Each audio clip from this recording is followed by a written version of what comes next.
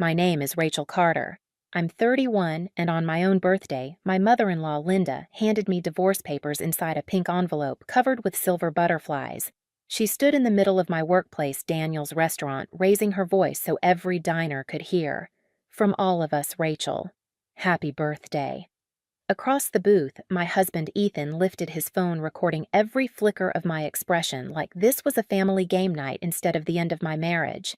His sister Sarah leaned in with her camera, too smirking, as though my humiliation was the entertainment they'd all been waiting for.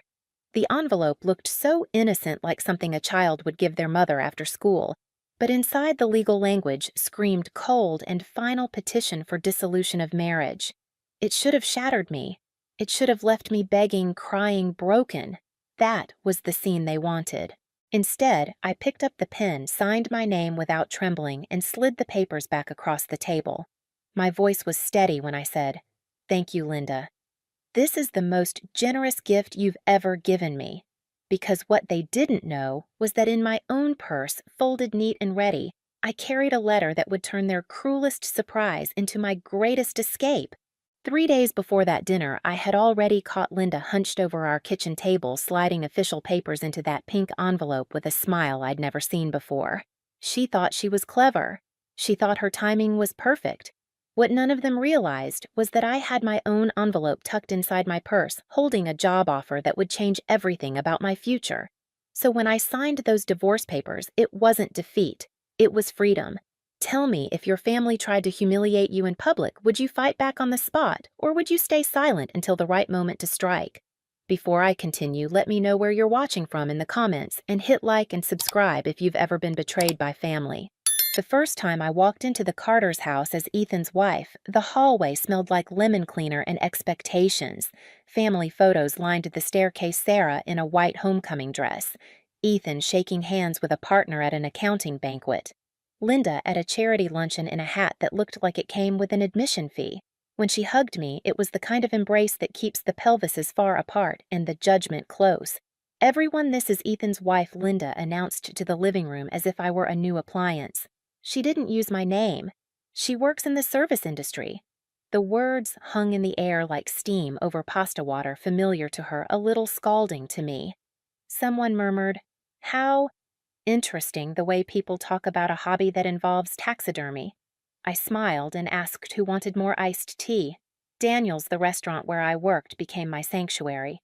The ticket printer chirped like a restless cricket. Pans hissed when Angela, our head cook, hit them with a shine of oil. Mr. Daniels moved through the dining room with a towel over his shoulder, patting regulars on the back, telling bad jokes that somehow made people tip more.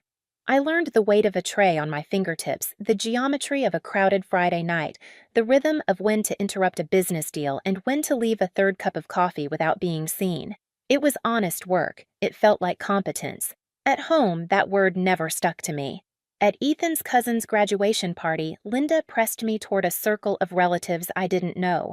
The backyard was strung with white lights, the grill smoking like a small fog had fallen just over the steaks. "This is Rachel," she said brightly. "She's figuring out her path right now." It was a softer way of saying lost. Aunt Kathleen smiled with all her teeth. "What kind of service?" she asked, already bored. "Restaurants," I said. "Daniel's on Maple." "Oh," she nodded, and I watched the conversation slide off me and cling to Ethan's promotion. I excused myself and passed a hallway mirror where my own eyes looked like they were apologizing. I didn't know it then, but that mirror would start keeping score.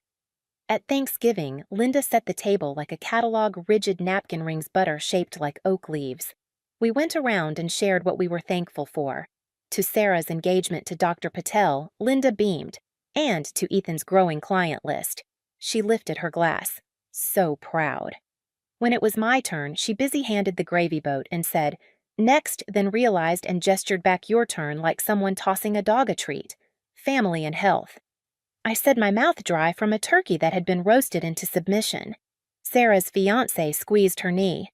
I didn't know it then, but the way that moment shrank me would grow something else I wasn't ready to name. Christmas came in tissue paper and quiet. Linda gave Sarah a silk scarf the color of champagne. She handed me a book wrapped in supermarket ads, Professional Success for Women. "I thought you'd enjoy this," she said as if she were passing along the manual that came with me. I laughed because the alternative would have cracked my teeth. Later in the guest bathroom, I turned the faucet to drown out my breathing. The house smelled like cinnamon pine cones and floor polish. I pressed my fingers into the cool edge of the marble sink and told myself not to cry. I didn't know it then, but my silence was teaching all of us the wrong lesson. The family group chat became a daily performance. Sarah posted inspirational quotes about women who build empires with a winky face. Goals she wrote beneath photos of corner offices and latte art.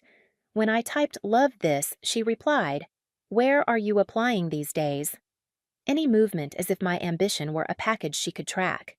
Ethan read threads and said, "They mean well." I started answering less. I started buying more. Blazers that itched my wrists. Shoes that promised interviews would feel different if I walked in with the right leather. The credit card bill learned my name faster than Linda ever would. At Ethan's birthday dinner in February, Linda booked a downtown spot with glass walls and waiters who whispered. The table hummed with talk about IPOs and tax strategy. When a partner's wife asked what I did, Ethan cut in Rachel's exploring her options. Exploring made me sound like I was on a scenic drive, the kind where people pull over to take pictures of canyons. I tasted copper under my tongue and asked the server for water I didn't drink. On the way home, Ethan said Mom's old-fashioned. "Don't take it personally." But it wasn't the vintage of her manners that hurt. It was the accuracy with which she poured. Easter draped itself in pastels and thin patience. Linda's friend, Mrs. Green from the country club, sat across from me, pearls resting like punctuation at her throat.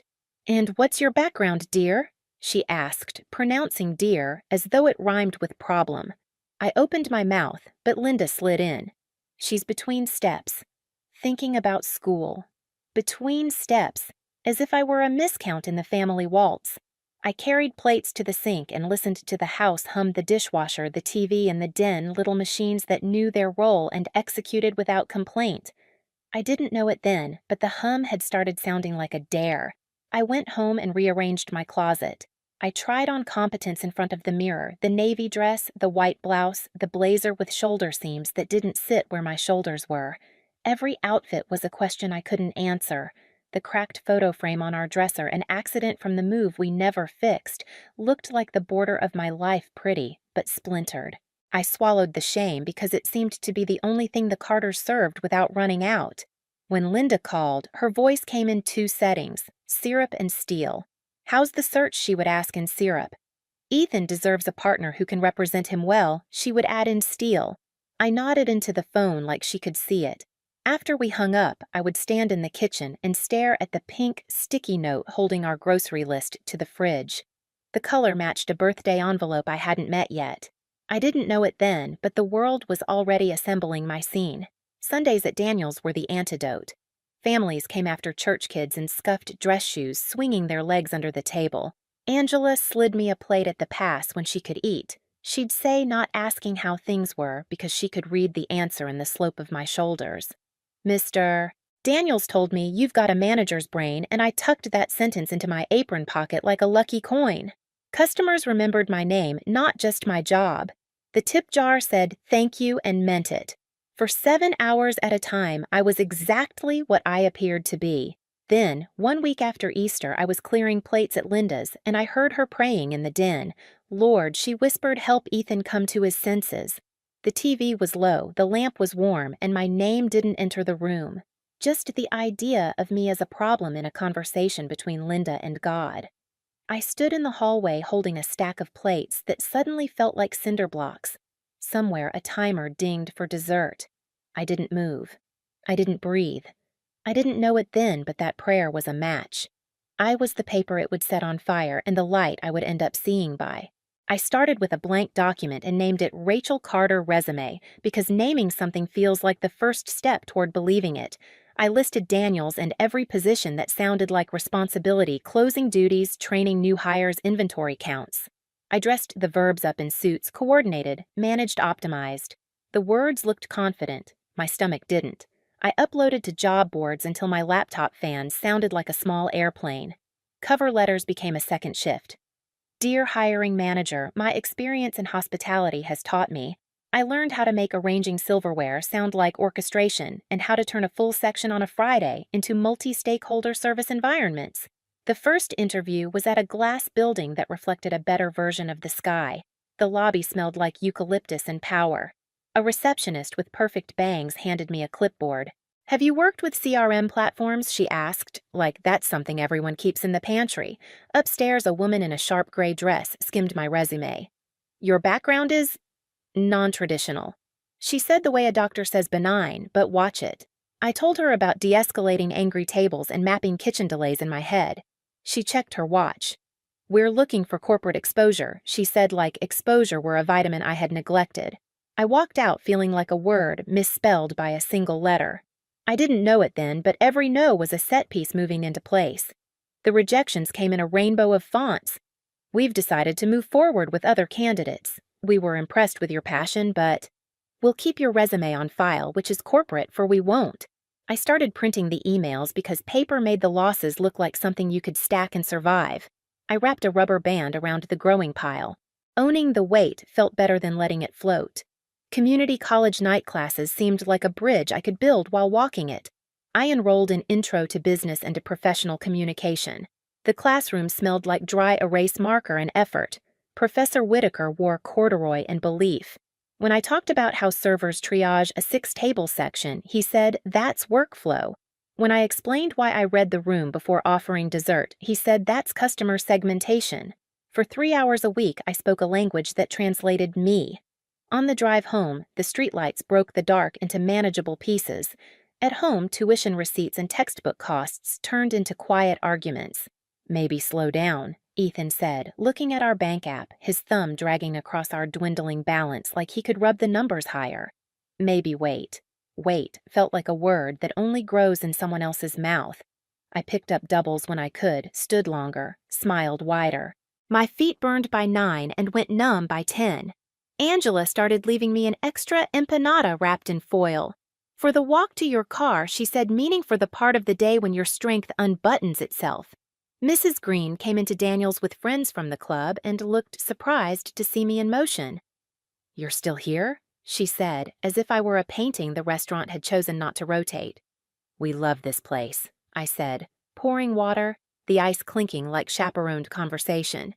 "Rachel's running the show tonight," Mr. Daniels chimed as he passed, and I tucked that sentence beside the other one in my apron. 2 coins now, my own currency.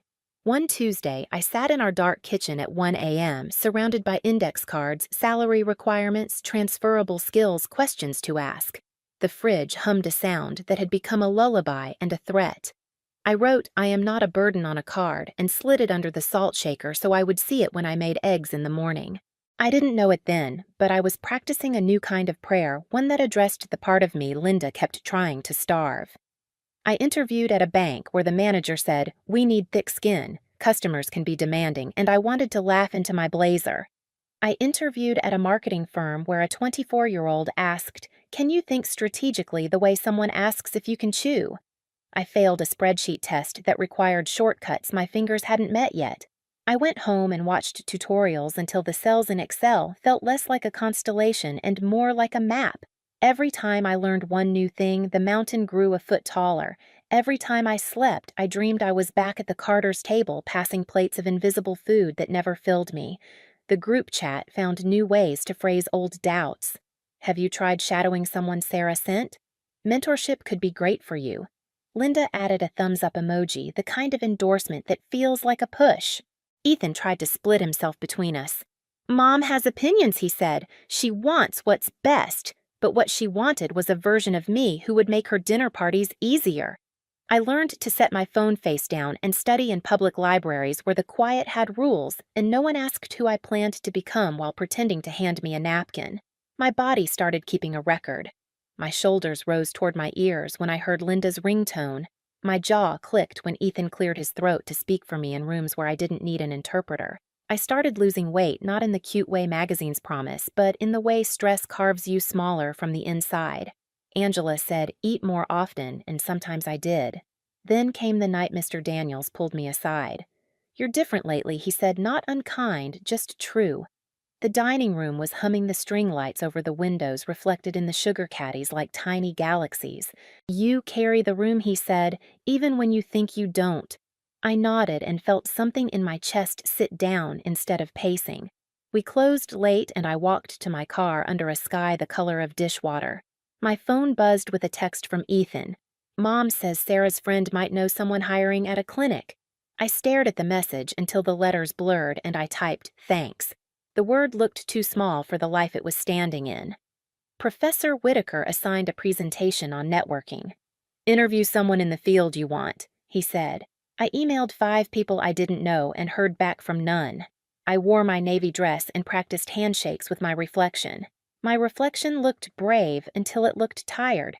I told the class how servers build relationships in 5-minute increments, that trust is a refill and a memory. No onions, extra lemon always asks for the check with dessert. The room nodded, and for a second I watched the map and knew where I was. Rejections kept coming, but something else arrived too. A steadier voice in my head that didn't belong to Linda. It sounded like Angela when she told me my hands didn't shake on a full tray. It sounded like Mr. Daniels when he said manager's brain. It sounded a little like me before I started speaking in apologies. One Monday afternoon, I sat at our kitchen table with laundry folded into small cooperative squares. The light through the blinds cut the room into neat stripes. My inbox held 47 polite no's. The rubber band around the printouts had begun to fray. I slid the stack into a drawer because I didn't want to count anymore. I wanted to breathe. The house was quiet, the kind of quiet that has a pulse. I could hear the faint click of the thermostat. Somewhere, a neighbor's dog barked twice and gave up. I held Ethan's crisp white shirt and imagined a life where I wasn't smoothing other people's creases just to be invited to sit down. My phone lit up with an unknown number. I almost let it ring out because I assumed it was a reminder that my car's extended warranty had expired again. My thumb hovered. I didn't know it then, but the space between the second and third ring was the thin seam where my old life would split open and a new one would begin to breathe. When the call came from Nicole Harper, Human Resources at the Grand Plaza Hotel, her voice sounded like sunlight poured into my dark kitchen.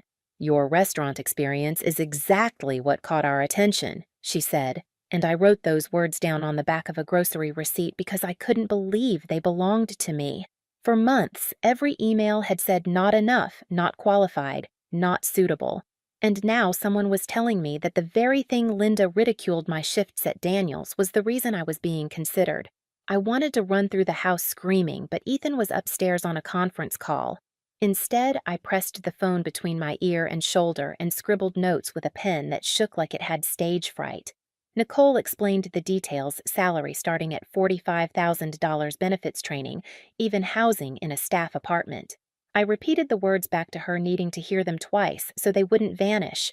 "We'd like to schedule a phone interview later this week," she said.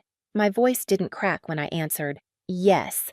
But when the call ended, I pressed my forehead to the table and let out a sound that was half laugh, half sob. 3 days later, I was pacing in our bedroom with the door locked while Ethan worked in the den.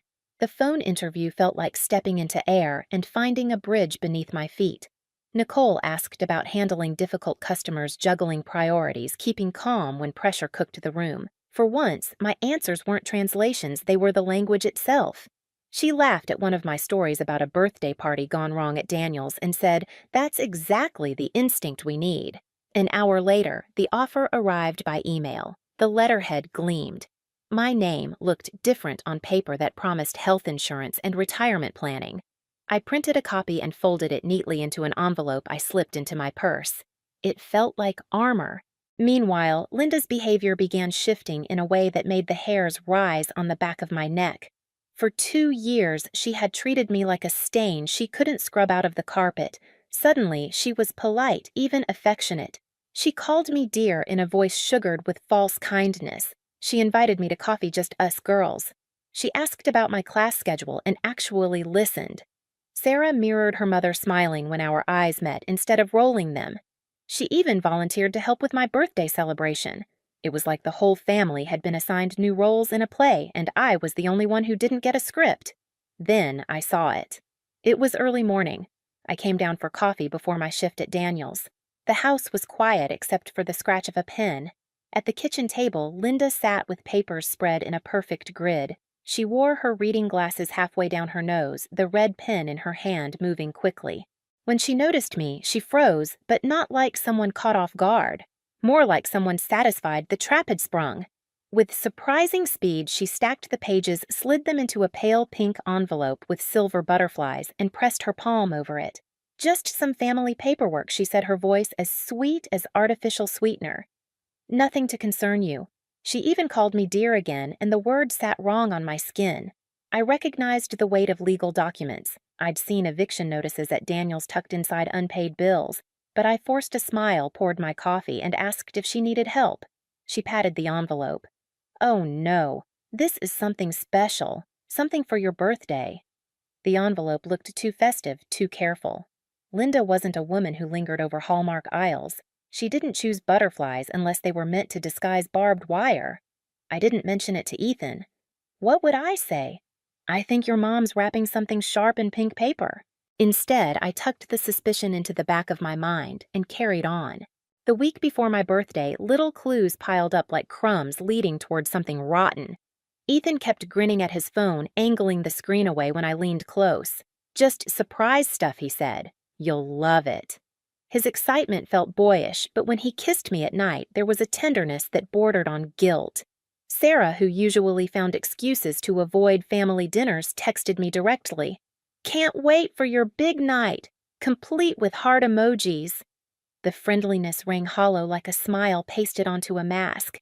Even Linda shocked me by suggesting we hold the birthday dinner at Daniel's. For 2 years, she'd avoided stepping into my workplace, dismissing it as a nice little cafe. Now, she wanted to bring the family there, where I was known and respected, my chest filled with confused hope. Maybe she was softening. Maybe she wanted to honor the place I had fought to survive in. But every time I replayed that morning at the kitchen table, her quick hands, her predatory satisfaction, the envelope glowing with its cruel secret, my stomach clenched. I carried my own envelope everywhere, tucked safely in my purse. Sometimes on my break at Daniel's, I'd slide into a booth, unfold the offer letter, and trace the words with my finger like Braille Guest Services Coordinator. Full benefits. Housing provided. Angela caught me once the paper spread out beside my cup of coffee. "That looks official," she said, raising her eyebrows. I nodded, throat tight. "It's a job. A real one. At the Grand Plaza Hotel." Her grin was wide and immediate. "Rachel, that's incredible," she whispered like sharing a secret blessing. "Don't tell anyone until the right time. Let them choke on it." She was right. Every instinct screamed that timing mattered. If Linda planned to humiliate me on my birthday, then my counterstrike had to be delivered in the same moment. Otherwise, the story would be hers. The days leading up to my birthday dragged like heavy curtains. Ethan's affection grew cloying. Sarah's smiles sharpened. Linda called twice just to confirm the dinner arrangements. "Wear something nice but not too formal," she said. "You'll want to be comfortable for what we have planned." Her tone was a polished knife. I went to Sandra's salon and let her style my hair into soft waves. "Something's different about you," she said, pinning the last curl. "You look lighter." I smiled at my reflection. Maybe tonight changes everything. At home, I tried on outfits until the navy dress whispered professional but approachable. I practiced in the mirror. I have some exciting news to share. 3 days ago, I received a job offer from the Grand Plaza Hotel. My pulse raced just saying it. In the jewelry box, I placed the folded letter like a jewel. In my purse, it became a weapon. The morning of my birthday, I woke with Ethan's arm around me. "This will be a day you'll never forget," he whispered. His breath smelled of coffee and secrets. Downstairs, Linda waited with her designer purse already slung over her shoulder. I watched her fingers brush against the pink envelope hidden inside her smile too sharp. She thought tonight would end me. But I carried my own envelope, and inside it the proof that I was more than the caricature she'd drawn. The clues had all been laid: Linda's false sweetness, her pink butterflies. Ethan's secretive texts, his nervous smiles. Sarah's sudden interest, her phone ready. They believed they were scripting my collapse. But I had gathered my own evidence. Every rejection turned into resilience, every sneer into fuel, every humiliation into preparation. And now, the one piece of paper that could rewrite their story rested against my heart. I didn't know exactly how the night would play out, but I knew this when Linda finally slid her cruel envelope across the table, I'd be ready to slide mine right back, and the look on her face would be worth every sleepless night. I spent the night before my birthday wide awake, lying on the edge of our bed, while Ethan slept soundly beside me. His breathing was steady, but I could feel the tension radiating from him even in sleep. The man who once fought to marry me now seemed like a conspirator waiting for curtain call. Every glance he shared with Linda lately felt rehearsed. Every smile carried a secret I wasn't meant to share. But I had my own secret, my envelope, my weapon. I slipped quietly into the bathroom and locked the door, the mirror catching the shadows under my eyes. From the drawer, I pulled out the folded letter from the Grand Plaza Hotel. I smoothed the creases against the counter, the hotel's elegant letterhead shining under the fluorescent light. Guest Services Coordinator. It looked like freedom dressed as opportunity. I whispered the words I'd rehearsed 100 times. I have some exciting news to share. 3 days ago, I received a job offer. Full benefits housing a new city. Each phrase was a bullet I would fire back at Linda's ambush. My pulse steadied as I spoke them like my body already knew this battle belonged to me. The next day, I prepared like a soldier polishing armor. I ironed the navy dress until every seam lay flat, choosing it for its balance, formal enough to command respect, simple enough not to look like I was performing. I polished my shoes, cleaned my purse, and tucked the envelope into the inner pocket, making sure the flap peeked out just enough that I could retrieve it gracefully when the moment came. At Sandra's salon, the hum of dryers and the scent of hairspray surrounded me like a cocoon. Tonight's important, I confessed, as she shaped my hair into soft, deliberate waves. I need to look untouchable. She smiled knowingly in the mirror. Honey, you already do. Now they'll see it. Even my jewelry was chosen with intent small pearl earrings, a gift from my late grandmother. She had once told me, when they underestimate, you stand taller. When they silence, you speak clearer. I carried her words with me like armor under the skin. That afternoon, I practiced once more in front of the bathroom mirror. Thank you, Linda. This is the most generous gift you've ever given me. I let the irony settle in my voice, cool and sharp. Then I rehearsed the counterstrike. I also have a gift to share, an offer from the Grand Plaza Hotel. $45,000 a year. Benefits, housing, a fresh start. The phrases tasted sweeter each time, like sugar dissolving into tea.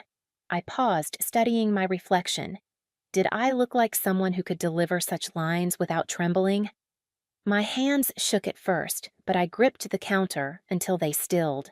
My eyes met themselves in the mirror, steady focused. This wasn't just about exposing Linda's cruelty. It was about reclaiming myself, my worth, my dignity, the parts of me she had spent years grinding down. I kept silent during the hours leading up to dinner. When Ethan texted to confirm our reservation at Daniel's, I typed only, "Can't wait." When Sarah sent another emoji-filled message about how memorable tonight would be, I replied with a smiley face, my lips curling at the irony. Inside, I was coiling tighter, ready to strike. Even at Daniel's before my shift, I couldn't hide my anticipation. Angela caught me humming as I tied my apron, even though I wasn't scheduled that night. "What's got into you?" she asked, sliding a pan of breadsticks into the oven. "Tonight's the night," I whispered, patting my purse. "They think they're planning my downfall. They have no idea I've already written the ending." Angela smirked, wiping her hands. "Then let them serve the appetizer, honey. You bring the main course." That evening, as I applied lipstick in the bathroom, Ethan leaned against the doorframe watching me. "You look beautiful," he said softly, almost guiltily. "Tonight will change everything?" I met his eyes in the mirror. "You're right," I replied, my tone so calm he didn't notice the double meaning. My heart pounded, not with fear, but with control. Every insult Linda had thrown at me, every holiday humiliation, every condescending remark, every time she twisted my identity into a weapon against me, was about to fold back on her.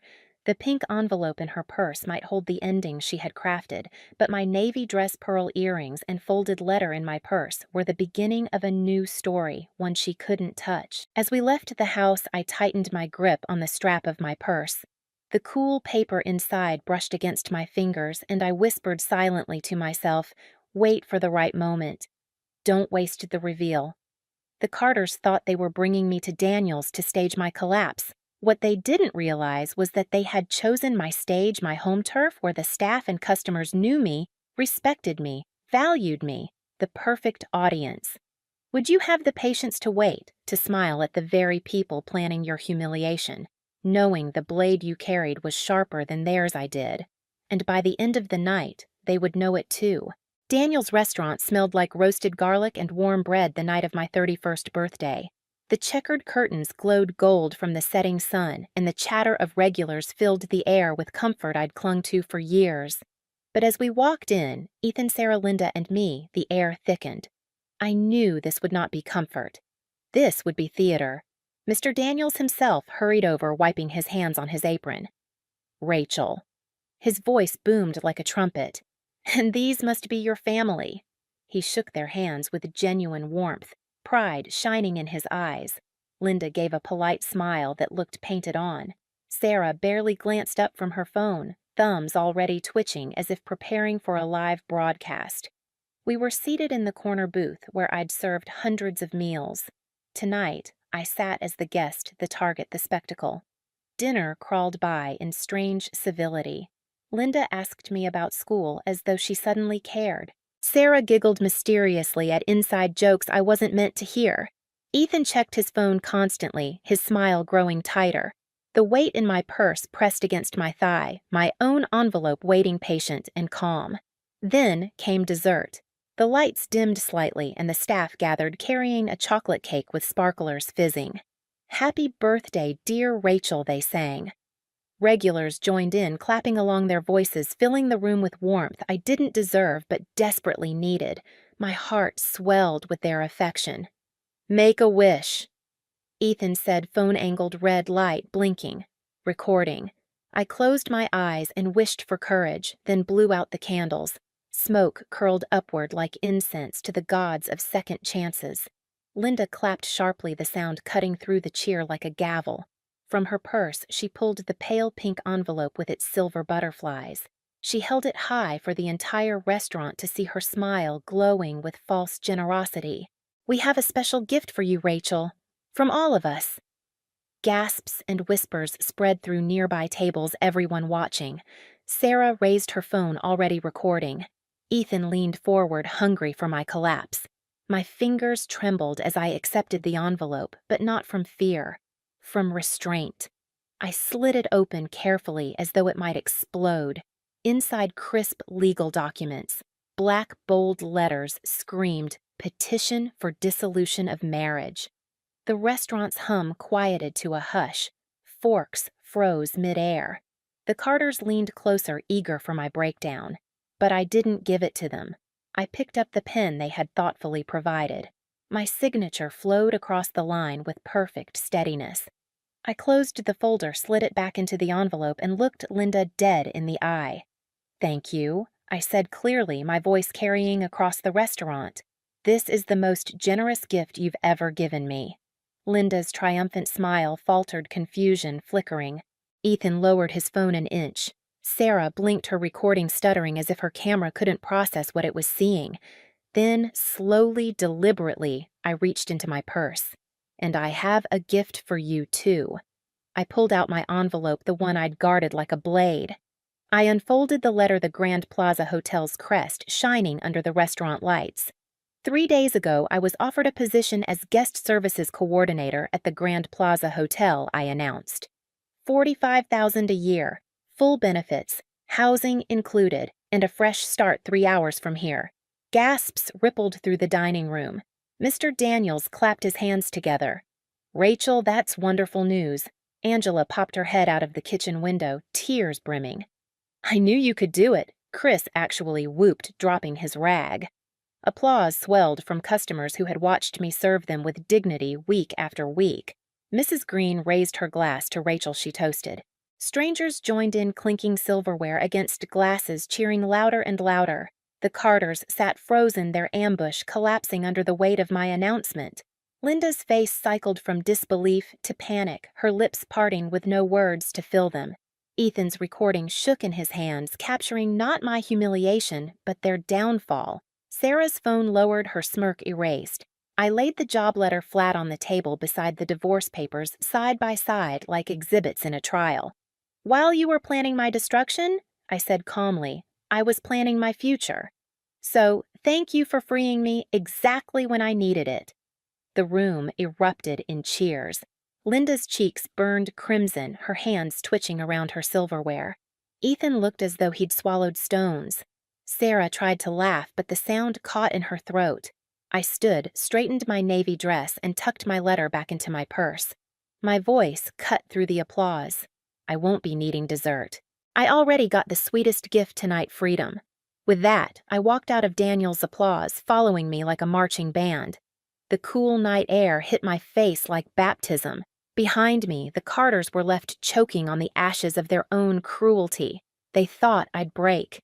Instead, I burned brighter. The applause from Daniel still rang in my ears long after I stepped into the night air. For the first time in years, I didn't feel small. I felt tall enough to touch the stars that had always seemed out of reach. Behind me, the Carters sat in a silence no toast could cover. Their carefully scripted humiliation turned into their own spectacle of failure. The fallout came quickly. Linda avoided me for weeks, which suited me just fine. But whispers spread through her country club circle faster than spilled wine. Mrs. Green, the same woman who once asked condescendingly about my background, told everyone about the night at Daniel's. Except in her version, I wasn't the girl who was dismissed. I was the woman who turned divorce papers into a victory lap. Linda could barely show her face without someone bringing it up. Ethan tried to reach out, sending texts that shifted from confusion to pleading. "We can work through this. I didn't know Mom would. Can we talk?" But every message felt like too little too late. I'd replayed his expression when I signed those papers, how eager he had been to film my collapse. That wasn't the face of a man who loved me. That was the face of someone rooting for my failure. Sarah stayed quiet online for once, her phone no longer buzzing with passive-aggressive articles about successful women. Maybe she realized she'd recorded her own family's disgrace instead of my downfall. I wondered if she watched the video back frame by frame, seeing the moment their plan unraveled, and my voice rose above their cruelty. As for me, I felt a strange mixture of triumph and emptiness. Winning against them didn't erase the scars of their constant judgment. Late at night, I still heard Linda's voice telling Ethan he deserved better. I still felt the sting of Christmas mornings where my gift was a book about self-improvement wrapped in newspaper. The victory was sweet, but it didn't erase the hunger for unconditional belonging I had wasted years chasing. The divorce itself unfolded swiftly. That video Ethan had been so eager to capture became Exhibit A in the proceedings. No lawyer could argue away the evidence of a family conspiring to humiliate me for sport. The judge called it planned emotional cruelty, and the settlement swung entirely in my favor. I walked away with my independence intact and no ties binding me to people who had treated me like an inconvenience. Linda once prayed I would disappear from their lives. She got her wish, just not the way she imagined. Still, I couldn't help but wonder as I packed boxes and prepared for my new apartment at the Grand Plaza. Hotel does revenge taste as sweet when the people you proved wrong refuse to admit they ever were. Did I really win? Or did I just step onto a different battlefield? They thought they had destroyed me, but all they really did was hand me the one weapon I needed: freedom. And freedom, I was learning, is the kind of gift that keeps unfolding long after the party ends. 2 weeks later, I stood in the marble lobby of the Grand Plaza Hotel, the nameplate on my chest reading Rachel Walsh, my maiden name reclaimed. Guests shook my hand, colleagues treated me with respect, and for the first time in years, I breathed without feeling judged. My apartment overlooked the city skyline each sunrise, a reminder that I had escaped the cage the Carters built. Linda may still whisper my name like a warning Ethan may regret pressing record, but none of that mattered anymore. I had built a new life, one where my worth wasn't measured by their approval, but by my own reflection. If you've ever felt like the outsider in your own family, subscribe now, because trust me, this story isn't over.